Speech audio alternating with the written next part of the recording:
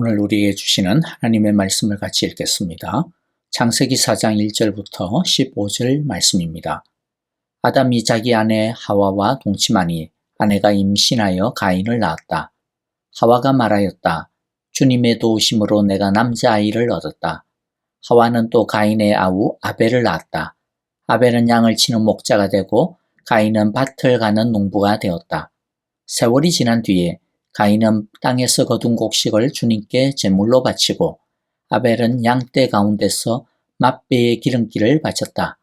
주님께서 아벨과 그가 바친 제물은 반기셨으나 가인과 그가 바친 제물은 반기지 않으셨다. 그래서 가인은 몹시 화가 나서 얼굴빛이 달라졌다. 주님께서 가인에게 말씀하셨다. 어찌하여 내가 화를 내느냐? 얼굴빛이 달라지는 까닭이 무엇이냐? 내가 올바른 일을 하였다면 어찌하여 얼굴빛이 달라지느냐? 내가 올바르지 못한 일을 하였으니 죄가 너의 문에 도사리고 앉아서 너를 지배하려고 한다. 너는 그 죄를 잘 다스려야 한다. 가인이 아우 아벨에게 말하였다. 우리 들로 나가자. 그들이 들에 있을 때에 가인이 그의 아우 아벨을 쳐 죽였다. 주님께서 가인에게 물으셨다. 너의 아우 아벨이 어디에 있느냐? 그가 대답하였다. 모릅니다. 제가 아우를 지키는 사람입니까? 주님께서 말씀하셨다. 내가 무슨 일을 저질렀느냐? 너의 아우의 피가 땅에서 나에게 울부짖는다. 이제 내가 땅에서 저주를 받을 것이다. 땅이 그 입을 벌려서 너의 아우의 피를 너의 손에서 받아 마셨다. 내가 밭을 갈아도 땅이 이제는 너에게 효력을 더 나타내지 않을 것이다.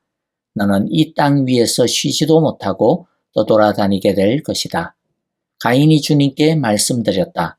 이 형벌은 제가 짊어지기에 너무 무겁습니다. 오늘 이 땅에서 저를 쫓아내시니 하나님을 뵙지도 못하고 이 땅 위에서 쉬지도 못하고 떠돌아다니게 될 것입니다. 그렇게 되면 저를 만나는 사람마다 저를 죽이려고 할 것입니다.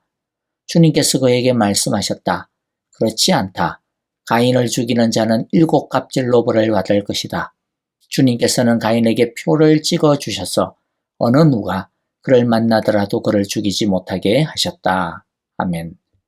사람이 죄를 짓게 되자 스스로 하나님 노릇하고자 하는 자기중심적인 죄성은 사람 안에 뿌리 깊게 박히게 됩니다. 원래 사람은 하나님을 섬기며 또 다른 사람의 돕는 자로 지음을 받았지만 이젠 그런 마음보다는 자기가 주인 되고자 하는 마음으로 가득 차게 됩니다. 한번 시작된 죄는 자녀에게까지 이어집니다. 아담 이후에 태어날 인류는 아담 안에서 아담과 함께 아담의 죄에 동참했기 때문입니다. 에덴 동산에서 시작된 죄는 이제 에덴 동산을 넘어 온 들로 사방으로 번져가기 시작합니다. 첫째, 하나님의 약속은 이어집니다. 범죄하였지만 하나님은 사람들을 당장 죽게 하지 않으셨습니다. 오히려 계속 생육하게 될 것이라고 약속하셨습니다. 이것은 죽음의 유예입니다. 당장 죽을 수밖에 없는 사람들에게 살 수 있는 기간을 연장하여 주신 것입니다. 그리고 이 기간 동안 하나님은 하나님께서 약속하신 구원의 약속, 여자의 후손을 나타낼 때까지 생명이 이어지게 하신 것입니다. 아이를 출산했다라는 것은 하나님이 약속하신 여자의 후손의 약속이 계속 이어진다는 증표였습니다. 이 점이 놀라운 하나님의 은혜이고 사랑입니다. 죄인을 그럼에도 불구하고 사랑하시고 어떻게든 구원하시고자 하시는 말로 설명할 수 없는 자비하심이 하나님의 마음입니다. 이 하나님의 사랑은 예수님이 오실 때까지 계속 이어집니다. 그 사이에 심지어 하나님의 백성들조차도 하나님의 언약을 저버리고 하나님을 거부하였지만 그러나 그럼에도 불구하고 하나님은 여인의 후손을 결국 우리에게 보내어 주셔서 하나님의 구원을 성취하여 주셨습니다. 그 사랑이 오늘날 나에게도 우리에게도 동일하게 이어지고 있습니다. 하나님은 부족하기 짝이 없는 우리를 참아주시고 기다려주시고 업어가고 계십니다. 이 하나님의 한없는 사랑과 용서가 없었다면 우리는 한시도 하나님 앞에 버틸 수 없을 것입니다. 오늘 이 시간 이 하나님의 놀라운 사랑을 찬양 드리는 시간이 되기를 바랍니다. 둘째, 가인이 아니라 아벨을 주목하시는 하나님을 우리가 보게 됩니다. 아담과 하와가 첫 번째 낳은 아들 가인, 이들은 가인을 낳자 너무나 기뻐했습니다. 첫 번째 아들 가인은 하나님께서 자신들에게 약속해 주신 여인의 후손이 빈말이 아니구나, 진짜구나 라고 하는 안심을 가져다 주는 의미가 있었을 것입니다. 그래서 첫 번째 아들의 이름을 가인이라고 지은 겁니다. 가인이란 이름의 뜻은 내가 얻었다라는 뜻입니다. 단순히 첫 아들을 얻었다라는 것이 아니라 하나님의 약속의 증거를 얻었다라는 뜻입니다.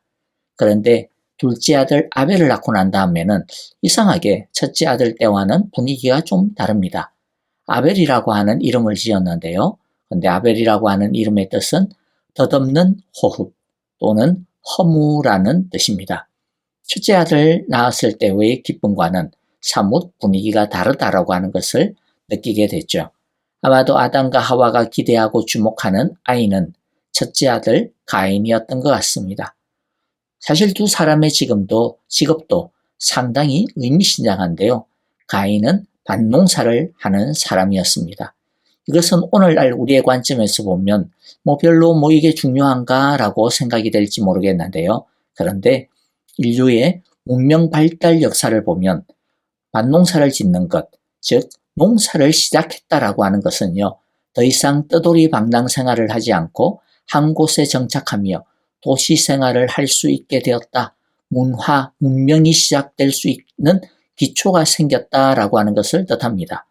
유목 생활에서 정착 생활로 그리고 잉여 생산이 가능하게 되었다라고 하는 점에서 산업혁명에 버금가는 혁신을 일으키기 시작한 것이죠. 그래서 흔히 농경사회로의 전환을 흔히들 제1혁명이다 그렇게 부릅니다. 그러니까 능력적인 면을 보더라도 가인은 아벨과는 비교가 불가능한 대단한 능력의 소유자였던 것이죠. 문명을 뒤바꾸어 나가는 선구자와 같은 역할을 가인이 하고 있었던 겁니다. 아담과 하와의 기대만큼이나 가인은 독보적인 모습을 보여주고 있었습니다. 반면 아벨은 그의 이름에 어울리게도 별로 티도 나지 않는 그저 그런 하루하루 어떻게 보면 그냥 덧없는 호흡을 하며 살았습니다. 가인은 아담과 하와뿐만 아니라 당시 모든 가족들로부터 하나님께서 약속하신 그 여자의 후손이 아닐까라고 하는 기대를 받고 있었을 것입니다. 자, 그런데 하나님의 관심과 기대는 누구에게 있습니까? 가인이 아니라 아벨에게 있습니다. 끝으로 보면 형 가인과는 비교가 안 될 정도로 초라하고 평범했지만 그러나 하나님은 가인이 아니라 아벨을 선택하셨습니다. 둘 다 하나님께 제사를 드렸습니다. 자신들이 최선을 다해 수고한 것을 가지고 그야말로 삶의 제사를 드렸습니다.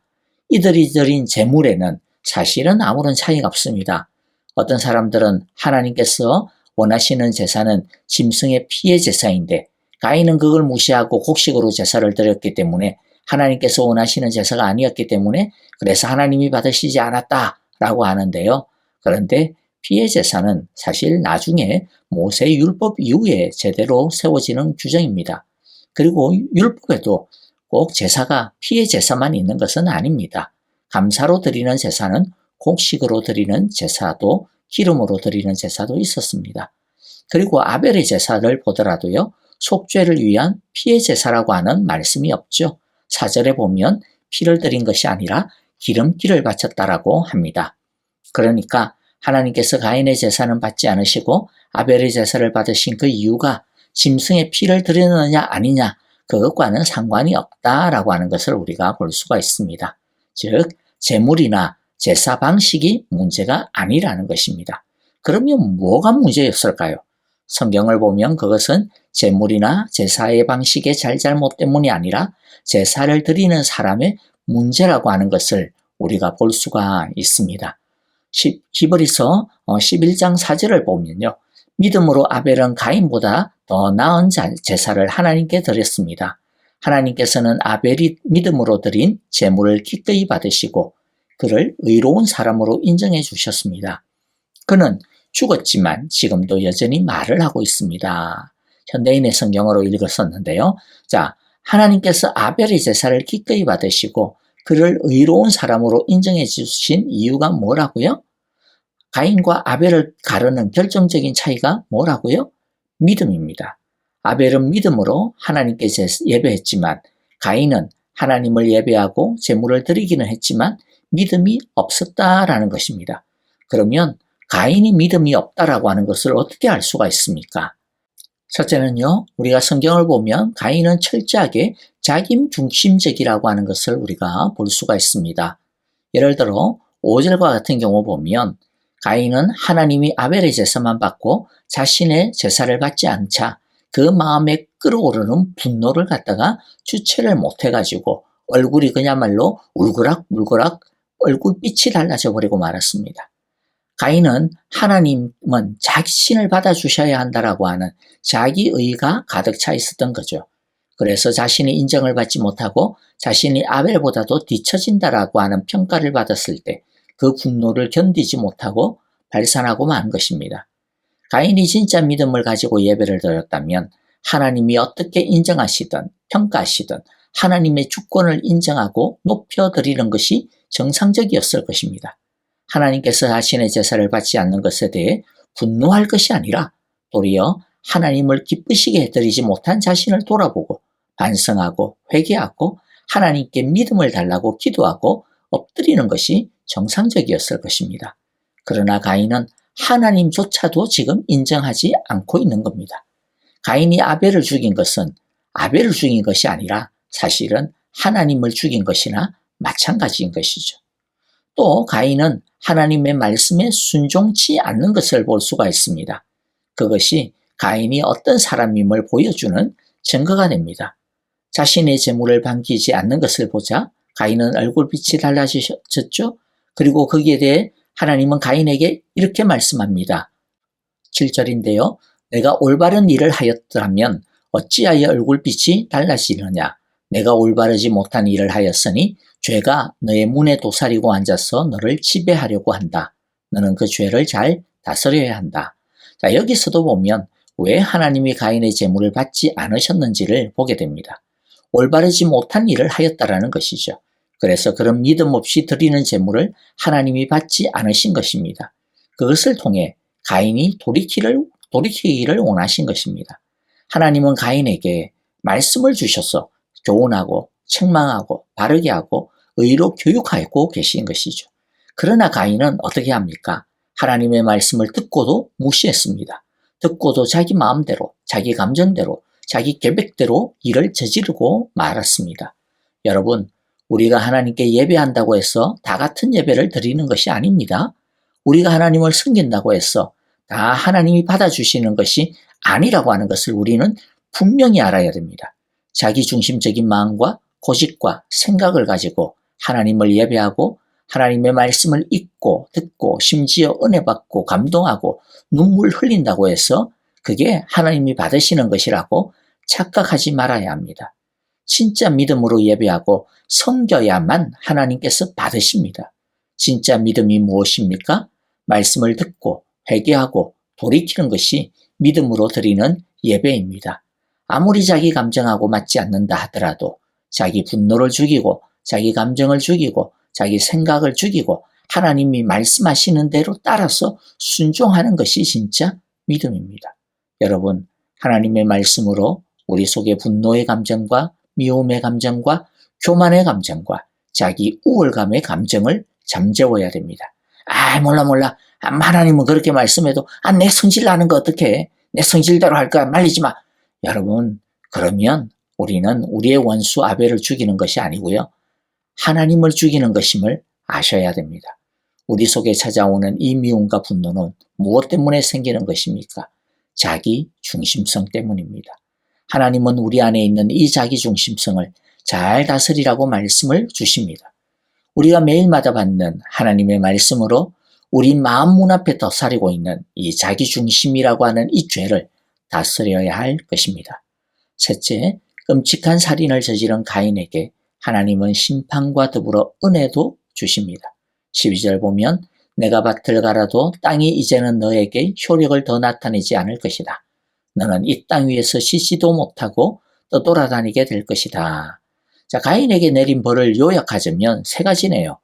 하나는 허무하게 될 거다는 거죠. 아무리 많은 것을 가져도 허무함을 피할 수 없을 거다. 두 번째는 뭐죠? 평안함이 없다, 쉼이 없다, 안식이 없다.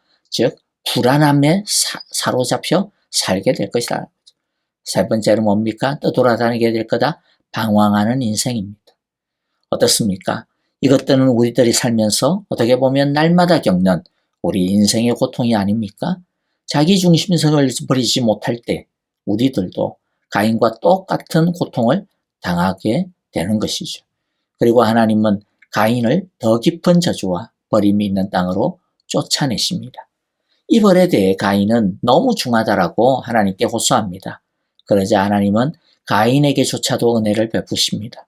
하나님은 아무리 큰 죄인이라도 돌아올 수 있기를 바라시는 겁니다. 하나님은 가인에게 다른 사람으로부터 보복을 당하지 않도록 이마에 표를 남겨주십니다. 가인은 쉼없이 떠돌아다니는 벌을 받았지만 그러나 그의 생명은 그럼에도 불구하고 여전히 하나님의 보호 아래에 있다라고 하는 것을 보여주는 겁니다. 하지만 가인은 하나님으로부터 받을 것만 받고 그것으로 만족해버리고 맙니다. 그는 더 이상 결코 회개하지도 않고 그는 여전히 자기만의 성을 쌓고 거기서 자기 왕노릇 하는 것으로 만족해버리고 맙니다. 그러나 죄인을 향한 특별한 하나님의 마음은 죄인들로부터 속임을 당하고 배신을 당해도 계속 이어져 예수님으로 통하게 됩니다. 우리는 가인처럼 하나님으로부터 꽃감만 쏙 빼먹기만 하고 하나님을 가까이 하지 않는 이 배은망덕한 자들이 되지 말아야 할 것입니다. 우리를 부르는 하나님께 속히 나아가는 우리의 자기중심성의 죄를 다스리는 우리 모두가 되시기를 간절히 바라고 기도합니다. 아멘. 오늘의 말씀 우리 마음에 새기면서요. 우리 함께 찬양 드리면서 기도하겠습니다. 우리 성도님들과 교회를 위하여 우리 함께 기도하고요. 자기중심성을 이기는 우리 사랑의 교회 온 성도들 되게 하소서라고 우리 함께 기도하고요. 우리 사랑의 교회는 정말로 믿음과 사랑의 공동체가 되게 하소서라고 기도해 주시고 또 우리 목장의 식구들 위해서 기도하시고 아프신 분들, 양로원에 계신 우리 어르신들, 또 연로하신 우리 성도님들, 또 우리 자녀들을 위해서도 함께 기도하고요. 우리 선교사님들과 우크라이나의 평화와 또 우리 사역하시는 전만교 김미정 선교사님을 위해서도 계속 기도 바랍니다. 함께 기도하겠습니다.